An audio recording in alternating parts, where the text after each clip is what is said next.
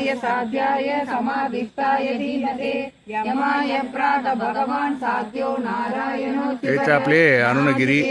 அருணாச்சலம் அண்ணாமலையார் அதுக்கு முன்னாடி உட்காந்து பாராயணம் பண்றோம்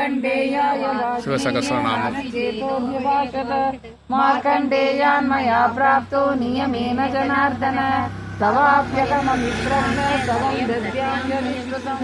सर्गमारोग्यमायुष्यं धन्यं वेदेन संविदं नास्य विघ्नं विघोराणि दानवायक्षराक्षसाः विराजाय दुर्गणाव गुजरावुजराभि यपटेल शुचिपात ब्रह्मचारी जितेन्द्रियः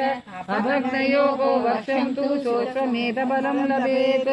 जैगीशव्यमुवाच ममाष्टगुणमैश्वर्यं दत्तं भगवता पुरा यत्नेनान्येन बलिना वाराणस्यां युधिष्ठिर ॐ नम इति गर्ग उवाच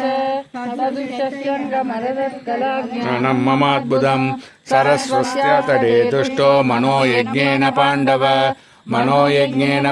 ॐ नम इति वैशम्पायन उवाच कृष्णप्रविद्वाक्यं पुनर्मदिमताम्बरः युधिष्ठिरं धर्मनिधिं बुरुहूतमिवेश्वरः